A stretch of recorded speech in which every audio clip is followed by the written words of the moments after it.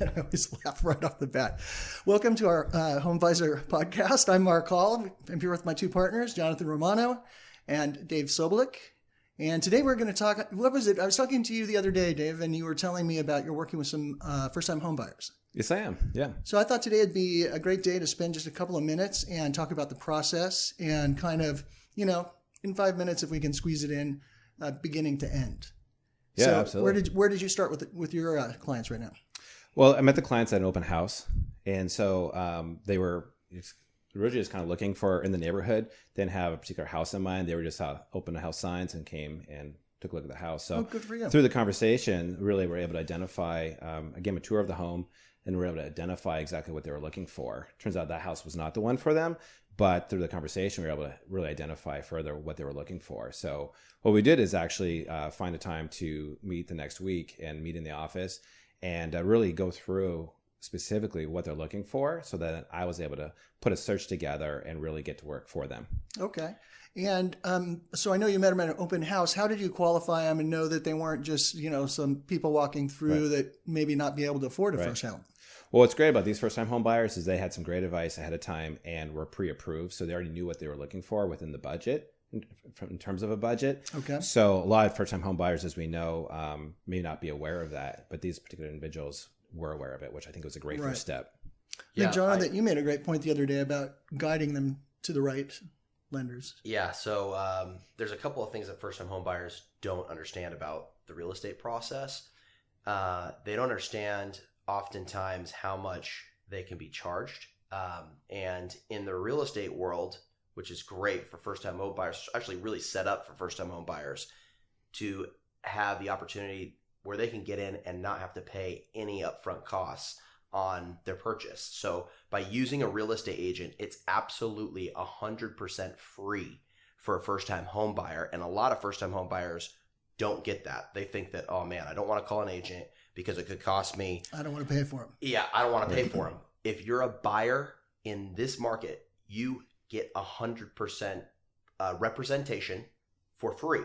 Well, there are some agents that charge, but in our case, Homevisor does not charge anything for first-time home buyers. So that's one of the biggest scares for, I know a lot of first-time home buyers are like, where do I get started? How do I even step into this? And I don't want to pay anything.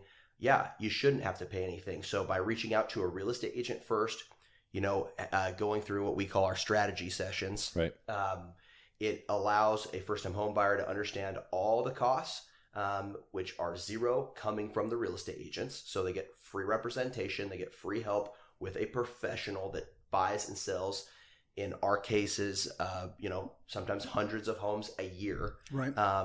And they don't have to worry about it. So it's a big plus for a first-time home buyer. Okay, so now let's assume, so they have a realtor, they have a lender. Yeah. And so what's the next step? They have a realtor and they have a lender in the next step? Yeah. Get them out there and show them some houses. Well, absolutely. Yeah. Get in front of as many homes as you can in your price range. Don't go outside your price range because you just don't want to. There's no reason to look at stuff outside your price range. If you find something you can't afford, you're just going to be heartbroken, and then you're not going to like anything you can't afford. Yeah. Well, one thing I like to do with home buyers too is when you sit down, I like to make sure that all the key decision makers are in the same room. So in case of a husband and wife, I like to sit down, but then also identify. I'm a list guy, so I like to identify what are your wants and what are your needs, and let's see how. And each of them make their own list and see how much they're on the same page or how far apart they are. Because there's nothing worse than funny when you see the husband's list and the wife's list. Exactly, because you could go on this direction with him and then go this direction with her, and so she's like, we don't need a big garage, and he's like, we don't even need a kitchen at all. Right, exactly. So getting clients on the same page, I think, is a very important initial part of this process. And then it's once you get them on the same page, then you can narrow that search criteria. But to your point too, I think they need to see, many homes too, because you can really start to see, they may have an expectation that, hey, my budget's, let's say it's 400,000, and they think they're going to be able to get, 3,000 square foot house that's only a couple years old and et cetera.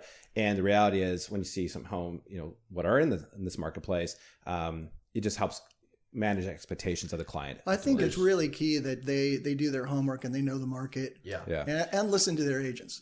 Well, I think there's a couple of things. There's an educational piece that if you have a good real estate agent, they're going to educate you. So when you're making a purchase, you understand the value of the purchase well enough to be a confident buyer. Where Right. if you're like, man, my real estate agent kind of isn't guiding me well, I'm not really sure which direction to go. Now you're not sure. That's how you get a lot of buyers with cold feet, because they're just not sure. But yeah, Sure. Education, huge. First-time home buyers, if you're looking to buy a home, you need to find an agent that will do the work for you and that can negotiate. That's a huge piece in this, the negotiations. Everyone can find their home online right now. It's not about, oh, I'm a real estate agent, I'll find your home. No, you're looking for a home, everything's online. You can find 99% of everything, but it's about that negotiation, knowing the price, knowing the value, and having a real estate agent that can come in there and work and hustle for you. Absolutely. So that brings you to the point, okay, in our last minute or so, you find the house. So do you recommend that they sleep on it? Or do you recommend that if they know it's the one, that they take action and write right away? Well, I think there's value to knowing what you're looking for first and foremost, right? So if everything's kind of hitting their checklist and they have seen a number of homes already, they'll know it. They're going to know it when they walk in. And, I can use the example of the last clients I worked with. We saw several homes together, and when they walked in that house, their body language, the reaction to every room that they walked in was just different from the other homes. So that right there gave me the sign that this is the house for them. Right. Yep. So the last house I bought, I kind of knew what I wanted. I know the market, obviously, because I'm in the business. Right. And I literally walked through, stepped into the first bedroom, looked at the bathroom, and said, I'll take it.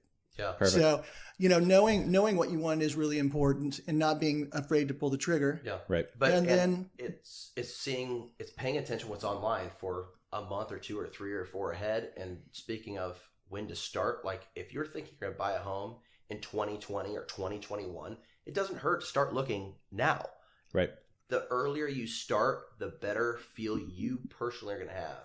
And the more educated you'll be. Yeah, exactly. Absolutely. Yeah, I don't expect people to 100% rely upon their real estate agent, but if they can educate themselves, then they'll become more aligned with the real estate agent. And when both people realize build that trust, that trust happens. That's the key. The deal's a lot easier to make. Honestly, it's about getting you the best price for your home, and that's what. And then being reasonable when you, exactly. Being reasonable when you write an offer, trusting your agent, trusting that your, agent knows the market and can be smart and help coach you through the process. You can pay $10,000 over full price and it be still an absolute deal. steal. Yep. And you can do that. You can get something for $20,000 below the asking price, and overpay. you can way overpay. Yep. It's because people don't understand how these are human beings that are listing the homes, taking a guess on what the value is. Right. When you're not sure what the value is, how are you supposed to know what the price is? So that's why the Homevisor guys, they are phenomenal at knowing the market, knowing their homes, and it makes sense. We're on that. We're a part of it. So we're in it every single day, but everyone on our team, that's what they specialize in, knowing the value.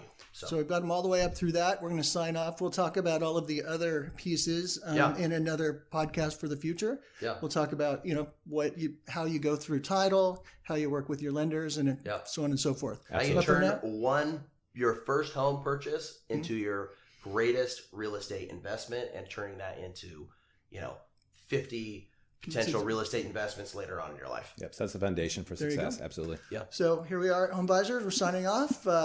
As always, if we can be of assistance and help you out, or if you need some more information or need some coaching on buying your first home, feel free to reach out to us, and we'd love to be able to work with you. We're always here. All right. Absolutely. Thanks.